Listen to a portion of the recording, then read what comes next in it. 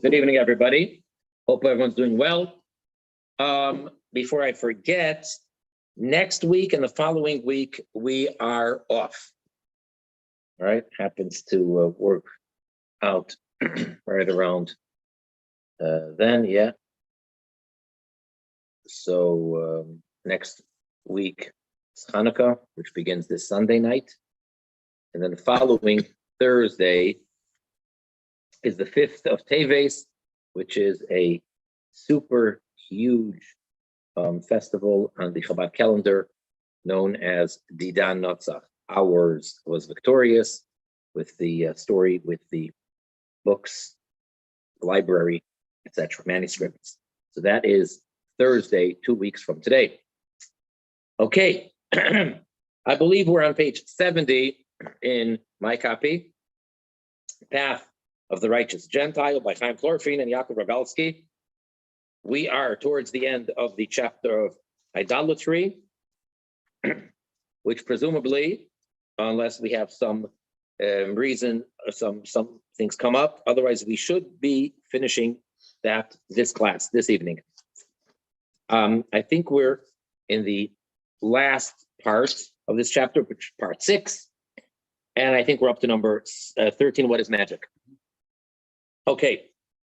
And again, as I keep on stressing, much of this is simply a direct quote, just translation of Maimonides, the Rambam. So a lot of it, they're not even explaining anything. It's just straight out of Maimonides' Mishnah Torah, the laws of idolatry,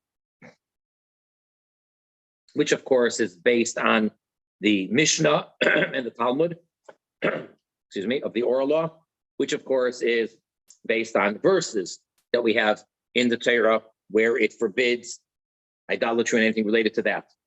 For the Jewish people, out of the 613 commandments, if my memory serves me right, 51 of them are associated with idolatry. Meaning in the Rambam and Maimonides, in his laws of Avodah Zarah, laws of idolatry, so he starts off listing, as he always does at the beginning of any law, the number of commandments, the biblical commandments, and I think idolatry is 51, which is probably the most any single set of laws has.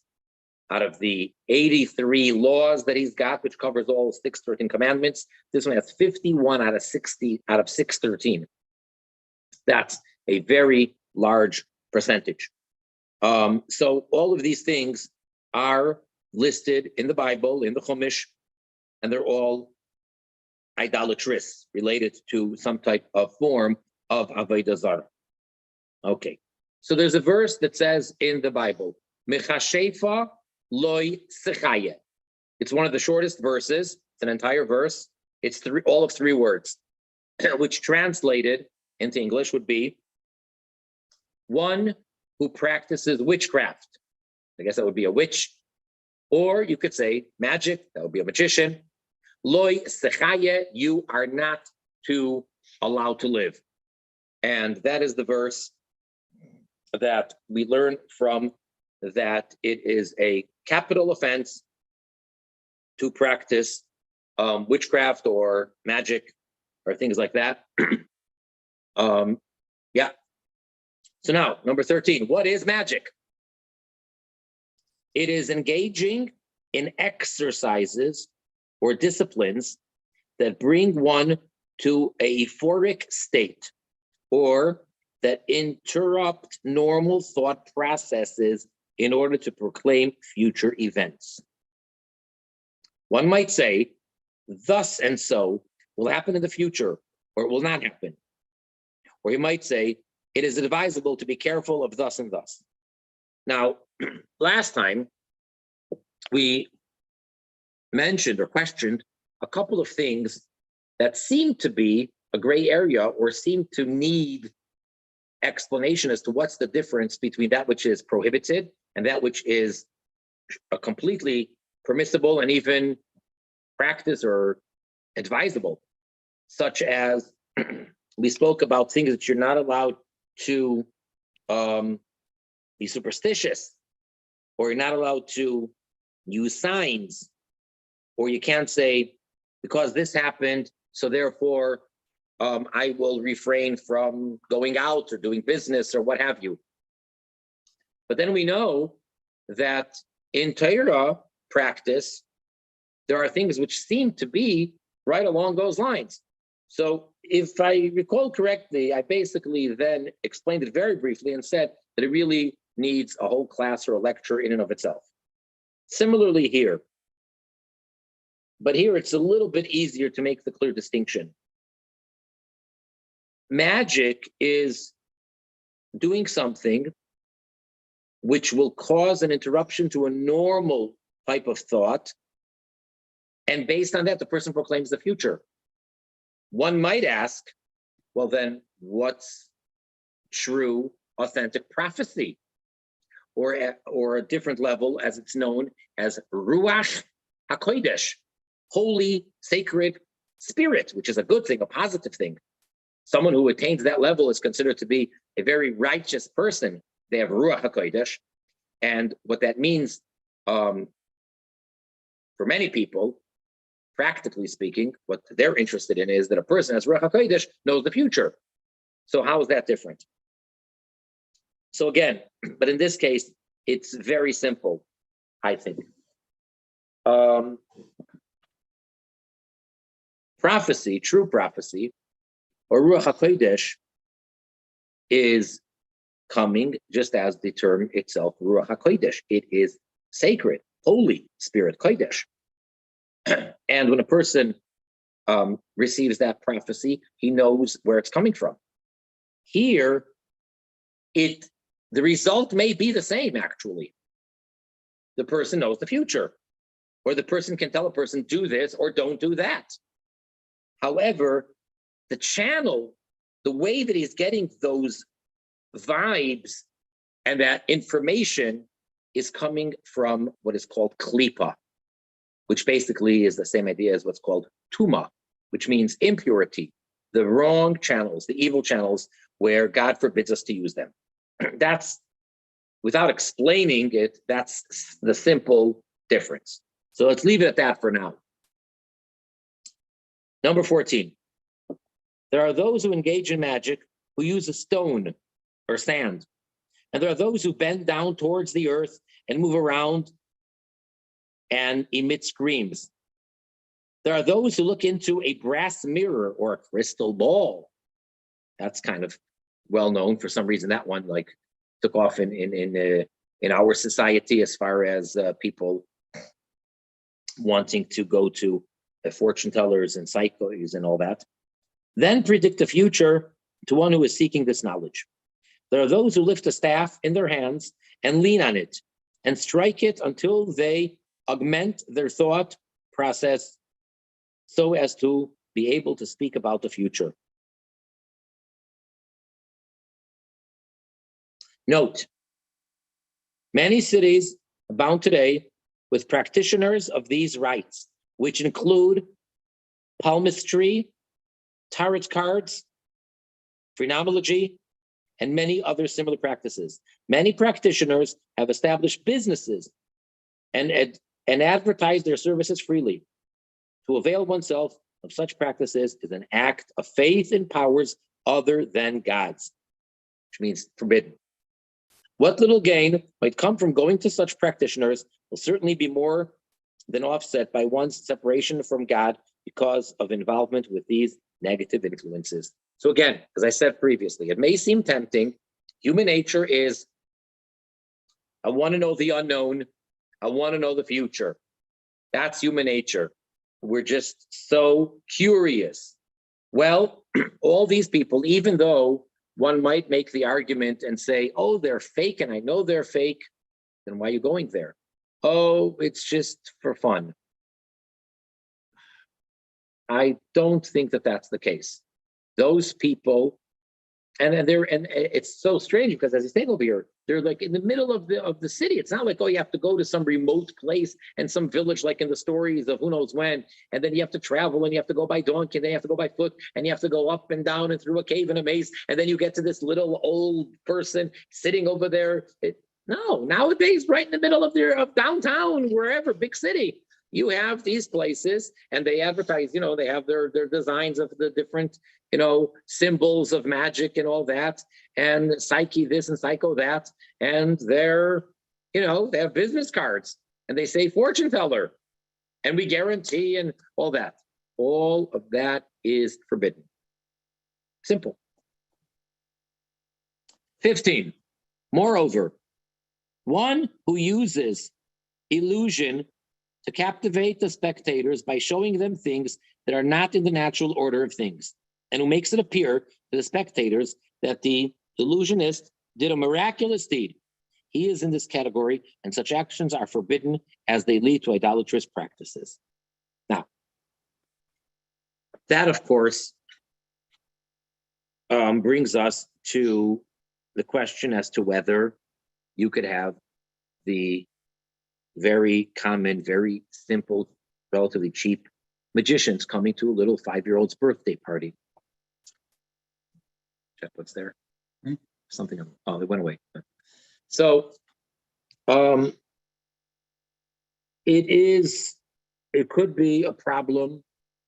There are different opinions amongst the rabbis today as far as applying this law, this ruling in practice today. When you have these so-called magicians that they don't really expect any adult at all to believe for a moment that they are real, and they will never tell you seriously, that is, that they're actually practicing magic or doing something supernatural. It's just that the hand is quicker than the eye, and it's an optical illusion or whatever they do. So some say, therefore, that's okay, because no one is supposed to believe them, and they themselves do not really profess to be doing actual magic or witchcraft or anything like that. However, others say that they are presenting this to the children as magic, and the little innocent 5-year-old is expected, or they hope that he will believe it. That could be a problem. So others say that it's actually forbidden to have a magic show. And then there is a very common ruling, which is somewhere in between. And that, I think, is the most, to my knowledge, offhand, the most common ruling. And that is that one may be a magician in this regard, so-called magician. One may hire such a person to come to an event, to a party, or what have you. However, it is preferred, at least, some say it's mandatory, but many say it's just preferred, for the magician, at least after the show or after the trick, to show how he did it. Well, then, of course, that could, lose some of his fun, or next time, whatever, but that would be the idea. So when he pulls the rabbit out of the hat, afterwards he has to show how he did that, and all the various different tricks that he does. If he shows them how he did it, even though he showed it to them afterwards, most authorities say that that is absolutely fine and acceptable. So again, it's a little bit controversial. Some say stay away from it completely. Some say no problem at all. He doesn't have to show any tricks, doesn't have to give away any of the tricks of the trade. And yet again, others say that it's fine, but he should show the way that he does it. And personally, my own approach, or hang-up, if you will, is dealing with children. I always emphasize, and I correct them. Whenever they say magic, I say trick. Just a simple thing. I change the word. Don't say magic, because magic is forbidden. Trick. Trick. A lot of tricks. Trick doesn't have to be magic. So therefore, call it a trick. And I don't even like them to say a magic trick. Just say a trick. And they know, as soon as they start saying magic in my presence, they say, a trick. Okay, that's just the way I do it. And I think that that helps, because as long as you calling it a trick, you already took away the element of anybody associating it and so forth. The problem is when you invite these people, guy says he's a magician, or he calls himself whatever, the magician. Anyway, 16. It is forbidden to practice magic or to consult one who practices magic. But the courts do not punish for the practice of magic or for consulting a practitioner of magic. In other words, he would not be put to death, even in the times where we had the ability to do so. One must be reminded that in all instances of transgression that are outside the jurisdiction of the courts, the transgressor is punished by the hand of heaven. So there's no such thing as saying, oh, he got away with it. If it's a capital offense, even if it's a case where the court would do nothing, would not punish the person, still it's punishable by the heavenly court. 17, it is forbidden to be an astrological observer of the times. What is an observer of times? It is one who gives certain times that, according to astrology, indicate that such a day is good and such a day is bad. Such a day is proper to do thus and so, and on such a day one should not do thus and so. Or such a year or such a month is bad for such thing. Okay, so what about opening up the newspaper, or that was the old days, or whatever, to see, the astrological reading of yours and all that? Not allowed. Not allowed. 18. Astrological forecasts are in a different category from using astrology to understand a person's characteristics and natural tendencies, the latter being a permissible practice. In other words, person says, oh, I'm a Scorpio, I'm a this, I'm a that. That's fine. And that's true. Meaning, the exact time that a person was born does affect their character traits and their tendencies. The month, and then for those that are really experts, it breaks down into very great detail, not just the month, but the day and the hour, and for those that are real experts, even the exact minute. All of those things have to do with aligning of the planets and the constellations and how they affect the person that was born at that time. That is how God set up the system. So therefore, a person is allowed to know that, and it could be useful. How could it be useful? Well, for one, they could know what their negative natural tendencies would be and be aware of those things as the person develops, for parents to know that about the child, or for the person to try to work on bettering their character traits and becoming more of a moral person. Well, where are my areas that might need more attention? So that could be for a good purpose. The Talmud says the following story.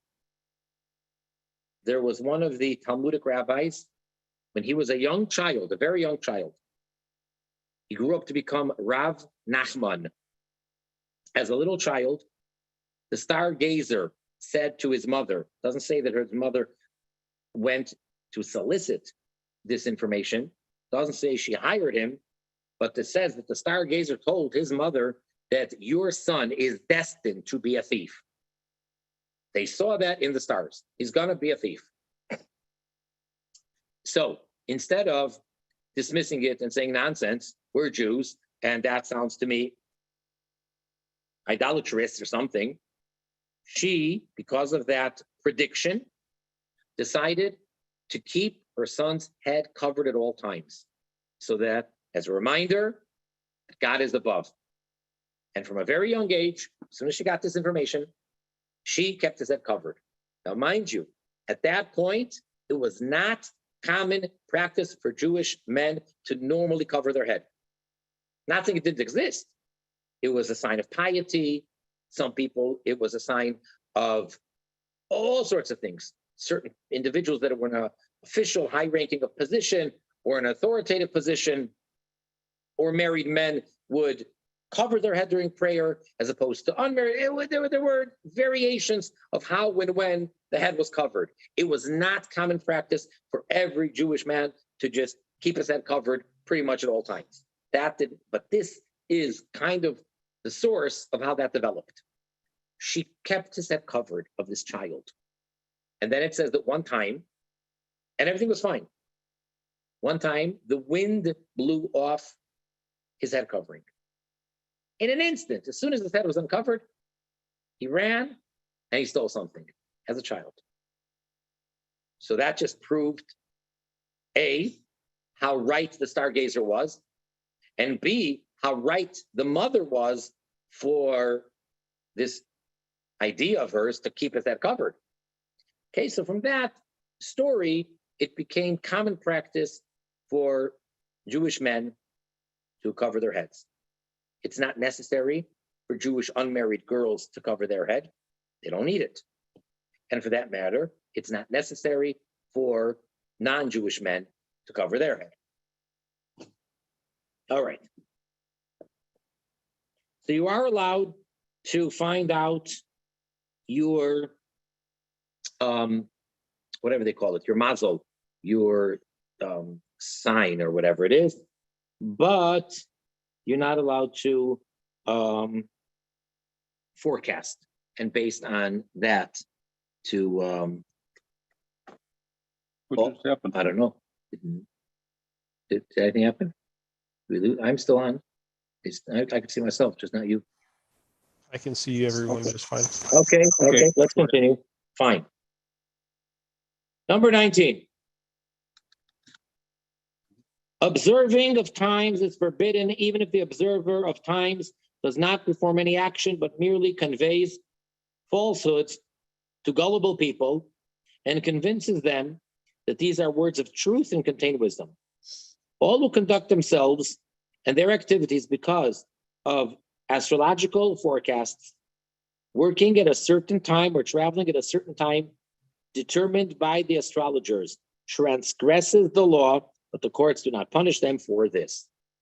And again, this is but another case where we need to really understand the difference between that which in Jewish tradition, there is the concept that certain days, certain times are auspicious times, good times, and so forth. But here it says that you're not allowed to behave based on these forecasts. All right. Number 20. What is a charmer? A lucky charm. What is the definition? What falls into the category of a charmer? This is one who speaks words that are not of the language of people and have no essence nor understanding. None of the vulgar sounds or words or spoken names of the charmer contain the power to cause harm, nor do they do any good at all. That's pretty much a quote from the verse in the prophet, I believe, or it's paraphrasing it. Okay? They don't do good or bad. Don't be afraid of these magical words. But gullible people accept such things to the point where they will believe a charmer when he says, if you will say such and such to a poisonous snake, it can do you no harm. Or if a person has such and such said to him, he is protected from harm. Nonsense. And again, what about saying a prayer? What about saying a chapter of Psalms? What about saying the Shema? Before one goes to sleep, a Jew is required to say the Shema and then some prayers. And it's brought down that that's for protection. So again, I repeat over and over again, I think the difference is very simple. Even though the actions may seem very similar, the difference is it Kedusha, from the holy side, which is then permitted and even advised to do, or is it from the other side, from the klipa, from the impure side? That's really the whole difference. And therefore, you cannot believe that any of those stuff that they tell you will protect you or harm you or whatever. So all of those things that they tell a person to say, the person's not allowed to follow that at all. Number 21, top of page 72. The charmer might hold a key or a stone or any object while he says his nonsensical things. Anything similar to this is in the category of dealing in charms. And both the charmer and the one subjecting himself to the charmer transgress the law. But again, neither are punished by the courts.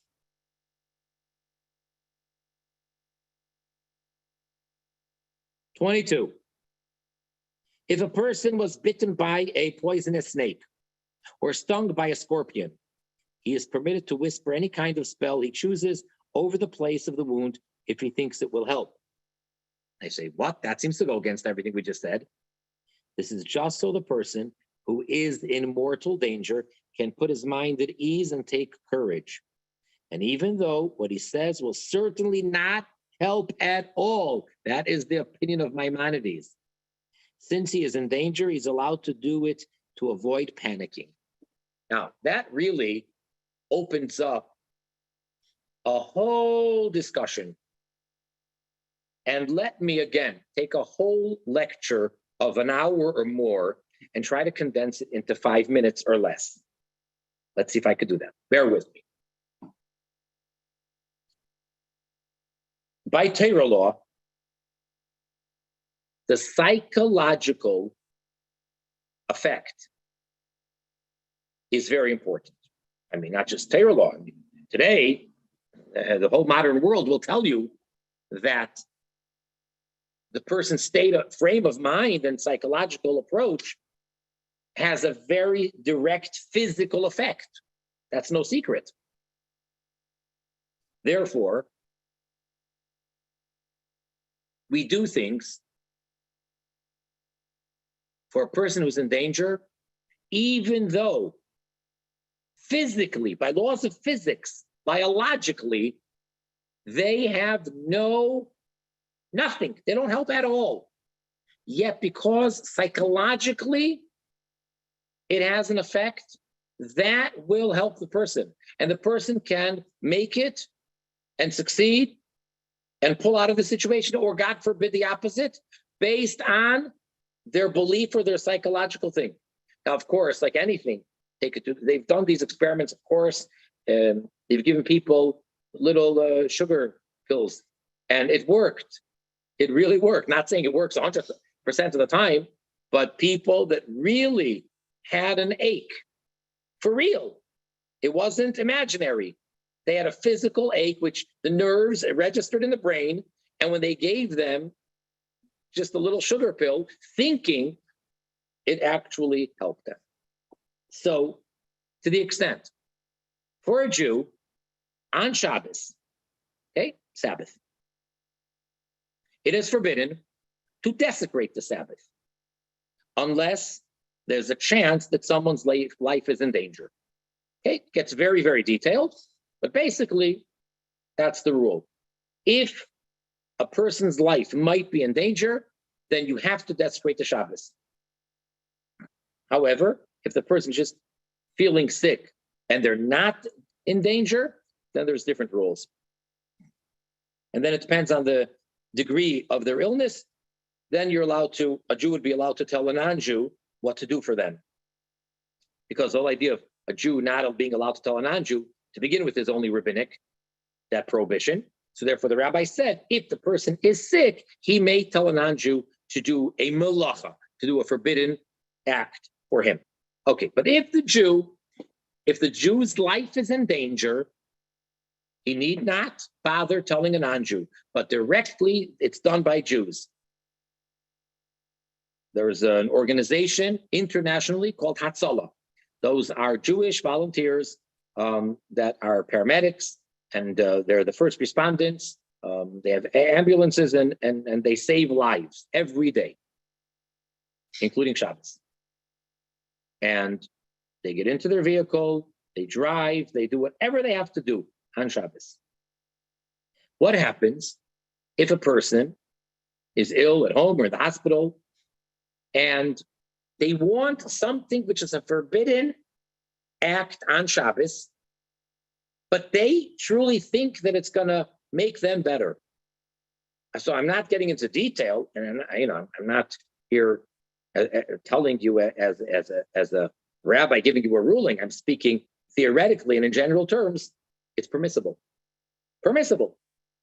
And I had a case where someone had a relative out of town that was in serious condition, critical condition. And they wanted to speak to their daughter, different cities. And they said, I want you to speak to me every so often.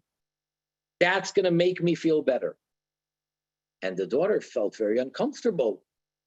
I'm supposed to make a telephone call for what purpose? They didn't know what to do. And what they were told was that they should do it because it's so important that the person feel, if a person's life is in danger, I'm not talking about anybody. Anybody could have, all sorts of crazy things in their head. You don't give in to anybody's craziness. But if a person is in danger and they want support, they feel that if so-and-so comes to visit them now, they will feel better.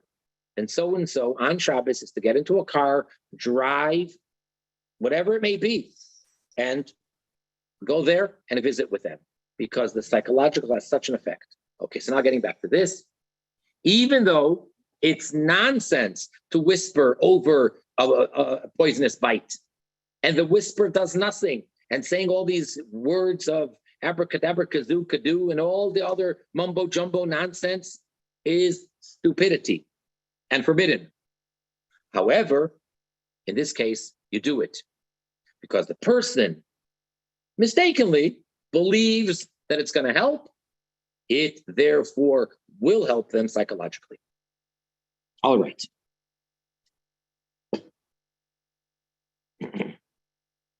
(23)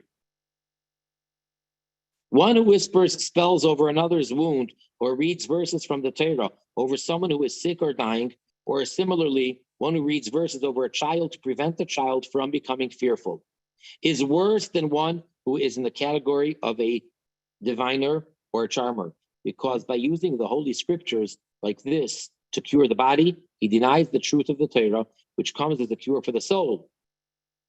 But if one studies appropriate parts of the Torah and reads Psalms in order that the merit of reading them should protect him and save him from danger and harm, this is permissible. And again, that's a direct quote from Maimonides.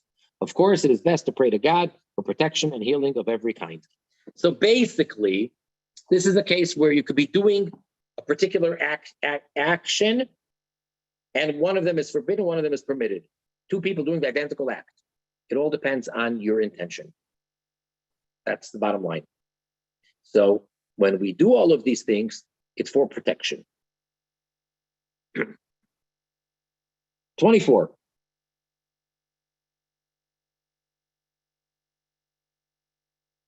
I'm not even sure how to pronounce this word in English. What is a necromancer? The original term in Maimonides, it's called doirei shel hamesim, as he's going to now explain what it means. This is one who starves himself, meaning he's fasting, and sleeps overnight in a cemetery in order to bring the dead to him in a dream to inform him of something. So it's basically someone who communicates to the dead. And again, one can ask, what about going to a gravesite of righteous people? People do it all the time, whether it's to our patriarchs and matriarchs in Hebron, in the cave of Machpelah, whether it's to the other countless graves, especially in the land of Israel, but all over the world, and goes there and prays, petitions the righteous person there. Well, the mystical book of the Zohar speaks about that, and it directly asks this question. It's an obvious question when you learn this. And the question is, how is it permissible for a Jew to go to a grave of a righteous Jew and talk there? How could that be? It says the one is not allowed to speak to the dead. Basically, the answer that the Zohar gives is that righteous people don't die. And when it says you can't go to the dead, that's speaking about regular people or people that in their lifetime were not righteous. They're considered wicked or evil, and therefore that's the prohibition. But to go to a righteous person, there is no problem. Now, that's what the Zohar says. Again, this would be a whole class unto itself. But again, very briefly, what some say is, some Jewish authorities say that you need to be very careful when going to a cemetery where there are righteous people buried there, or when going to a grave of a righteous person, that you stay focused and you clearly are praying to God and God alone. So why go there? Because it's a holy place. Just like it's better to pray in synagogue than at home, even though God is everywhere, so too, the grave site of a righteous person is a sacred, holy place. Therefore, that is a good place to pray.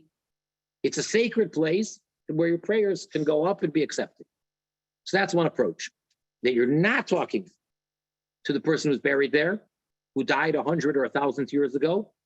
You're talking to God and God alone in this holy place. That's only one approach. Others say, based on the Kabbalistic approach, the mystical approach of the Zohar, you're actually talking to the person there and there's nothing wrong, and you speak to them just like you would have in their lifetime, because they're righteous and they don't fall into this category of necromancer, and it's not a problem. Right? So you have different opinions. And then the question becomes, what about just going to a grave of a relative? Not some saintly righteous person, a relative. So again, for the most part, people there, they just say certain prayers, and it serves a dual purpose. One, like we said, it's a holy place. And it's also good for the soul of the person buried there. So you're not praying to them. You only pray to God. That's clear. And you're not even talking to them, but you're coming and you're, especially if you're a child or a descendant of theirs, so there's always a spiritual connection, and you're praying to God for their soul. That's permissible. That everybody would agree is permissible. So again, this is one of the things which seem like we do something so similar to it. So what's the difference? So again, 25. There are also those who wear certain clothing and speak incantations and offer incense and sleep alone in order to bring a specific dead person to come and speak to them in a dream. That's not allowed. You can't try to get dead people to talk to you. That's the bottom line. 26, in general, all who do various rites in order to summon the dead so as to learn information are in the category of necromancers, and they transgress the law, but they are not punished by the court for it. We know the famous story. It's in the Navi, the prophets, with King Saul. How at that time there were many, many witches, and amongst the things they did was that they were summoned the dead, and King Saul got rid of them all, and he really declared that he would put to death, and he was able to, even though here it says the court doesn't, but a monarch, a Jewish king, has the right to kill anyone who he sees fit. So King Saul made a house cleaning in the whole land of Israel, and got rid of all of these people doing witchcraft. But then he wanted the prophet Shmuel, he needed to speak to him. So long story short, he found out where there was a witch, or at least a former witch. And he went to her. He was disguised. You all know the story. And he he asked her to bring someone up from the dead. And she was afraid that this was maybe a setup. Maybe it was, the undercover police coming to see if she does this in fact. And she refused profusely. No, I don't do that. It's forbidden. Don't you know what the king said? And here the king himself, disguised, says, no, I won't tell. Please, it's very important. I really, really need it. And she refused. Finally, she gave in under duress. He begged and pleaded. And she said, who would you like me to bring up? And he says, Shmuel the prophet. And she said, what? That's nothing less than that? As I have to speak to him. And then, as soon as the spirit of Shmuel appeared, she freaked out and began to scream. Why? She used to do this all the time. Because she realized who this guest of hers was. How did she realize? Because generally speaking, don't ask me to explain this, but generally speaking, when one would bring up a spirit of the dead, they appear upside down. They come upside down. In this case, Shmuel came right side up, and she understood that was out of respect for the king. You don't come upside down in the presence of the king. He came right side up. So she realized this was shown, and she thought the whole thing was a setup, as she suspected. But then he guaranteed her that no, and whatever. Okay. It's getting late, but it really, especially since we're not going to have class the next couple of weeks, let's try to go through it and finish this page. Bear with me. 27. It is forbidden to consult one who raises ghosts or spirits, because these practitioners are liable to the death penalty. So you're not allowed to participate in that. One who consults with these practitioners but does not do the rituals transgresses, but he is not punished by the court. So still not allowed to, even though you didn't do anything. I'm just asking them to tell me. I'm not participating in all the stuff that they do. Still forbidden. 28. One who does not practice real witchcraft, but merely uses sleight of hand or other illusions to fool onlookers, transgresses the law, but is not punished by the court for it. It is, however, a serious matter, as such illusions are found in true witchcraft. But witchcraft is definitely not an illusion. If it were, why would one performing it be subject to the death penalty? Witchcraft is a receptacle for the impure husks. That's another word for it. In other words, is klipa. Impure husks that surround holiness and divert it from its true purpose. So if you just read that alone, it surely sounds like you can't have a magician come to your birthday party. But as I explained before. Finally, number 29. All the foregoing are acts of deception and are false things. And through them, the idolater deceives the people of the world in order to gain a following.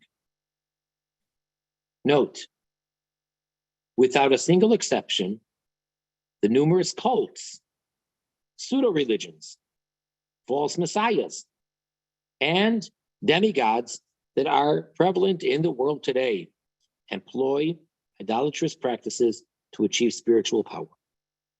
Like the false prophets, they all use spiritual threats, concomitant with their promises of salvation. Those who take refuge in these deceivers and find goodness in them, be warned, evil seldom announces itself as evil. Otherwise, all but a very few would avoid it. Evil almost always announces itself as good and beneficial, and always mixes truth and goodness with its destructive lies. Herein lies its power. But all who are wise and possess true knowledge know by clear proofs that all these idolatrous practices are empty and vain and contain no value at all. Those who are drawn to such things lack understanding and depart from the way of truth. Because of this, the Torah instructs everyone concerning these foolish vanities, and we quote the verse, be wholehearted with the Lord your God. Tamim tiyeh im Hashem Elokecha. Deuteronomy 18:13. Meaning that people should put their trust in God and know that everything that comes to them comes from Him. Don't worry about evil spirits, ghosts, and all of that stuff, and all these threats. What used to go somewhat common, I guess, still around, was these chain letters. Crazy. People send a personal letter with threats, and they say that if you don't send this letter or a copy of this or whatever, this message to 10 people, well, then you will, and then they go out with terrible threats, and people get scared. So people say, I don't really believe it, but who wants to risk that maybe there's a chance that it's true? So not everybody just takes it and just tosses it into the garbage as soon as they get that silly letter. Many people are concerned or scared or worried, or at least they say, I just want to be cautious. I don't really believe in it, but better safe than sorry. No, that's nonsense. All of these letters, chain letters, any type of threat, it is absolute nonsense. Do not worry. It doesn't matter who it comes from. Put your trust in God. And if you have any fears, you turn to God. You need to have joy. You need to have tranquility. And you need to have calmness of your mind, and everything is in God's hands, and pray to him and ask him to help you, whatever the issue is. Nobody can threaten you with spiritual anythings. Okay, let's open up if we have any questions or comments.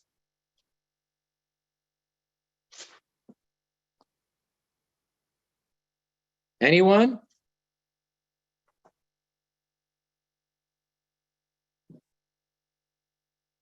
No questions? It was all very clear.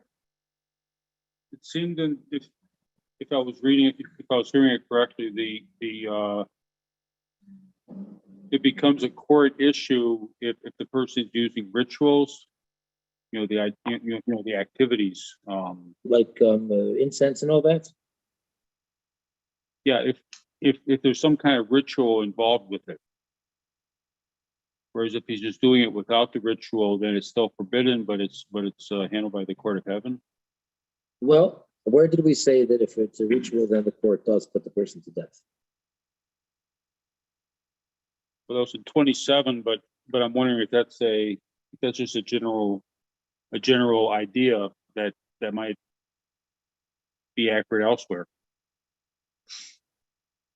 The person's actually doing the idolatrous activity, whereas otherwise. 27, it just said are liable to death penalty. And again, that doesn't mean that they would be put to death in actuality. Well, liable usually means, the term liable usually means that it's through the court. I think. In this context, I think it's the same thing as he concludes. He's not punished by the courts. That goes on the whole thing, not just on the one consulting, even on the practitioner. One consult these practitioners, but it's not do the rituals, transgress, but so you're understanding that the practitioner is put to death. Well, I'm just wondering what the theme is between the times that the person is actually, what. Let me get there. What the trigger is. Yeah. That causes it to be a court case versus by the hand of heaven.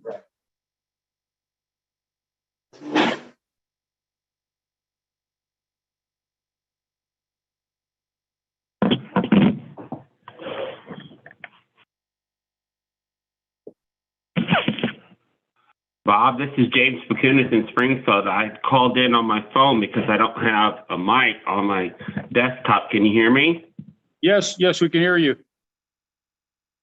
Thank you, sir.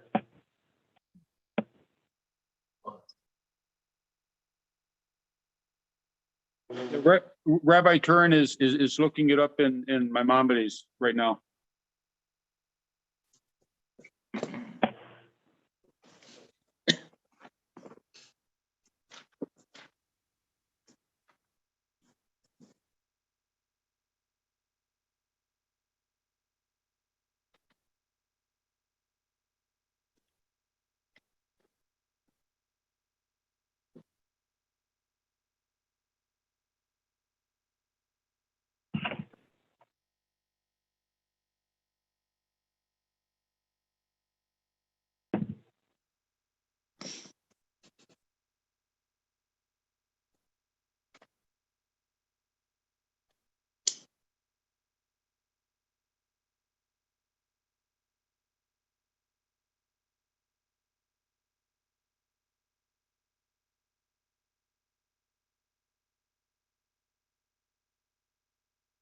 Yeah, okay.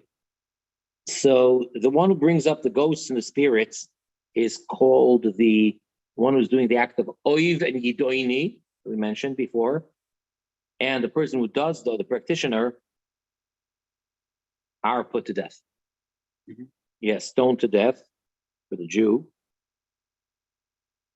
And the person who is consulting with them does not get put to death.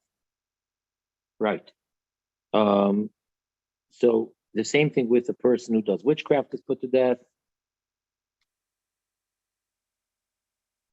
Yeah, I was just wondering what the distinction is when, because some cases it says the person is put to death by a court, in some cases the person is handled by the hand of heaven. I'm just wondering what the distinction is there.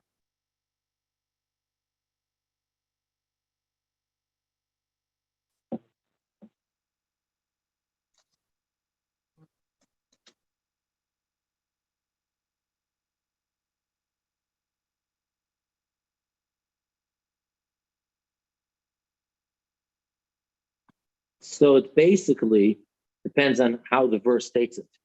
It's all based on the verses in the Torah, whether it's just a negative commandment, in which case for the Jew that would be 39 lashes if he's transgressing, or if even though they're all idolatrous and avodah zarah related, but if it's actually the verse would say then that he's put to death, or would give the key words which mean that. So it's derived from the wording in the verse. Mm-hmm.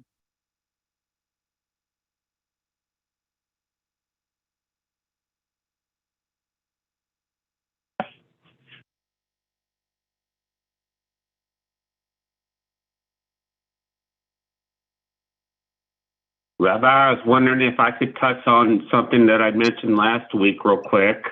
Yes. It won't take long. It was regarding this sign. Go ahead. I had, as I mentioned, I had a relationship with the younger woman and everything like that, and it ended up falling apart. And she came back into my life, and I kind of caught me off guard. And but it was nice. Like I said, I'd asked for a sign. I didn't get a sign like right away. It was like a week later. But if I may, where I live, because of the neighborhood, I knew it didn't have any power, but I would light incense and put it in the fence post.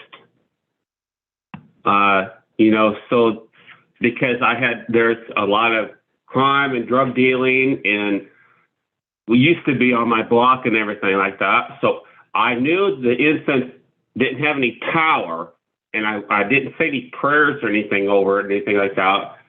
But I kind of looked at it as sort of like a show of force, to the bad characters in my neighbors.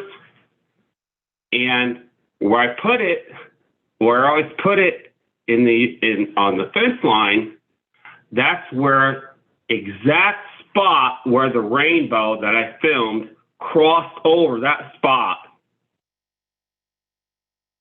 And another interesting thing is, from where I could observe it, right behind it, in the block, there was a yellow sign saying dead end. Huh. So it was so interesting, because I'm like, well, because just like a month before, I heard somebody got shot and go, ah! I could hear it.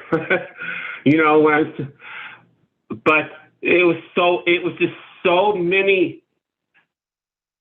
So I knew, like, once, the dead end sign, when something closes, and then the rainbow, something opens. But the interesting thing is, if you see signs like everything, if you see even your Chicago B'nai Noach sign, it goes from the lower left to the upper right. Well, I saw this rainbow came to me from the upper left to the lower right. It was opposite. It was turned upside down, I guess, or I don't know. But So I relate to the female. I said, that's a blessing for me, because if it's in the community, you know, that's a symbol to the community. Hey, God could punish you by a flood, but he's not going to, but you need to watch out. But individually, it's a blessing. And I said, it could be a blessing for you too, but it didn't work out that way. And so our relationship changed. I haven't seen her in 6 months, but it's so interesting where I used to put the incense and the fence. It was a wooden fence I put up. From there to the street, it rotted out and fell down. And then somebody, one of the neighbors who used to deal drugs and everything like that, I saw them coming out of their drive in a huff, and they ran over the dead end sign. So none of that stuff's there anymore. And it's just, I know it's a lot, and I apologize, but it was just, it got started with putting the incense there just to, you know, because it's a fragrance. I figured it might be a fragrance pleasing to the Lord. I'm just trying to, you know, put something positive out. So, well, a couple of things. It's really confused me. A couple of things. One, what exactly are you doing with this incense, and what's the purpose again? I was just because, you know, my house, you can smell sewer in the neighborhood and everything like that. So the incense wasn't just something pleasing. I wasn't saying I'm burning this incense to drive away evil spirits or anything like that, because I knew I wasn't trying to light it to supplant God, you know. But I just thought, well, this is just showing the neighbors or something, you know, that I consider, you know, everything around here solemn and holy, and, you know, I just respect everything. So perhaps I was looking too much into starting with the incense, but then all this other stuff unfolded. I'm not sure I understand exactly what you're doing with incense. If you're using incense in the same way that people smoke cigarettes and cigars and pipes, or people use air freshener or anything like that, that's fine. If it's just in order to have the odor, the fragrance, the physical benefit from it or pleasure from it, fine. As long as you attach any spirit or spiritual connection or as an offering to God, I would strongly say, stay away from that. Don't do that. Instead, I don't know, I'm not telling you to smoke a joint or even a cigarette, but no incense, none of that stuff. That's number one. Number two, sometimes our minds play games with us. And it sometimes seems so clear, and it's really 0 plus 0 plus 0, which equals, I think, 0. So sometimes there's nothing to read into it. Nothing is coincidental. Everything is precise, and it's all the hand of God and divine providence. And that includes which way a leaf that is coming off a tree is going to blow in the wind and how it will land. But that doesn't mean that we can analyze everything like that and understand what the message is. It's surely the hand of God, and it's all part of the necessity of his will. But we have to be very careful with what we do with what we see. If it's a very clear, obvious thing, that's one thing. But, you know, I don't know. I'm just saying, be cautious. Sometimes. Yes, sir. And I would light the incense, not for the purpose, because I know that it doesn't have any power. But me getting out there, letting my neighbors see me doing that, they realize that I'm trying to be a spiritual person, you know, and it's like, come on, this isn't welcome around here. your bad behavior is not welcome around here. That's why I was lighting it and I was putting it in the fence. Because I was trying to send a message to the neighbors, quit committing crimes around here, quit doing wrong. So that was the purpose, because I knew that I could be thinking of it. I knew I could still be thinking of it wrong. Like, is this still what God wants? But the urge to send a message to my neighbors, without directly threatening them, but they could see, me trying to be a spiritual, holy type person, might have some benefit. That could be wrong. How do you think they interpreted what you were doing? Well, none of them live around here anymore. They're all gone. Do you think that's because of what you were doing? No, it's because of the Springfield Rail Improvement Project that's going on. It's going on throughout, as you know, sir. Okay. I would like to think I'm that powerful, but I'm not. Okay.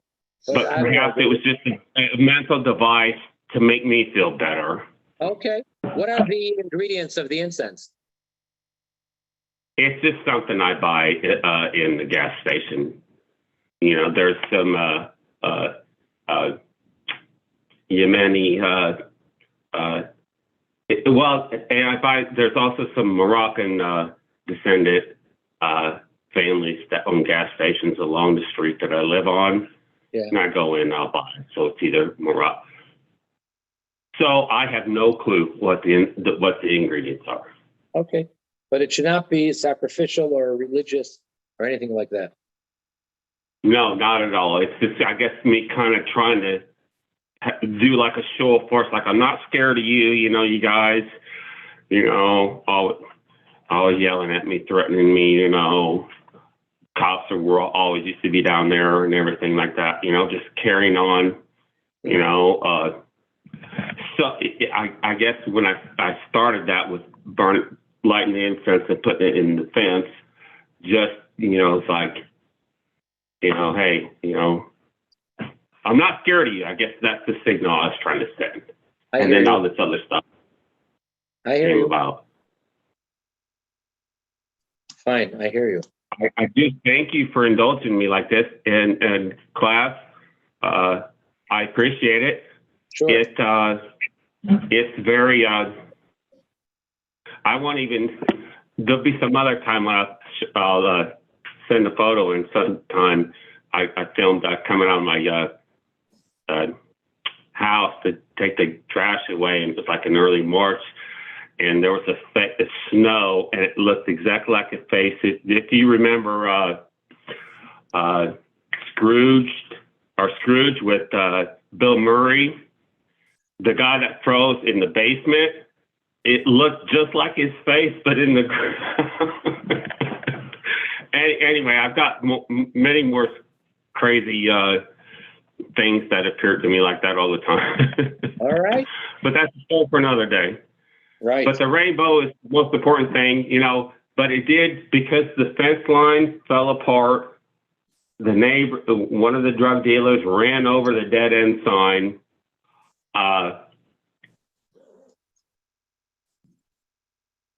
It basically led to telling me that the relationship with that young woman was worthless and I needed to get away from it. And so I've completely cut off any contact with her, threw away anything that she left here, clothes, whatever. It's all gone, and I'm doing better. Good. I'm doing better. All right. Well, Rabbi Turin. take care, everyone. Rabbi Turin, I just got a quick thing. I was in a store today and they were playing that music, and I just was thinking about all the stuff you said to us last week and what we read in the book, and I was just all uncomfortable walking around this place. I was trying to hurry up and get out of there, because now I realize that I can't even allow myself to, even if Frank Sinatra's singing it, it sounds good or whatever. But the other thing is, Bob and I found a story and I sent it to him. We were talking about children being charged as adults a couple weeks ago. And we found a story where a 10-year-old was recently charged as adult in a Oh. particular thing. So yeah, they're Really? charged as young as 10. What state? I think that, I don't remember exactly. It was. Bob, do you remember? I thought it was Wisconsin. That was a case where I the think it board, was Wisconsin. yeah, it was a pretty sad case. But a 10-year-old, I mean, my goodness. Yeah. I Whether never or heard not of the it that court, young. whether or not the court goes along with that, yeah, we'll have to see that. Yeah. There's no correct way to handle, you know, But he was considered an adult. well, that's the way the prosecutor's handling it, but how it comes out, I don't know. It's a horrible situation. Hmm. Yeah. Okay, so we'll have in January. January 5th, I think. Thursday. Yeah. Yeah. We're looking at. Yep, we're looking at it, unless there's some change. Mhm. Okay. Hey, real quick, Bob and Aaron, myself, I'm in my second decade of volunteering with the Illinois Guardianship and Advocacy, and we look at suspected rights violations of guardians according to the Mental Health and Developmental Disabilities Act of Illinois. So what you're saying about, you know, the worried about the young person, the 10-year-old, I share your sentiments on that regard. Some other time I'd love to hear more, perhaps, you know, in writing. But yes, I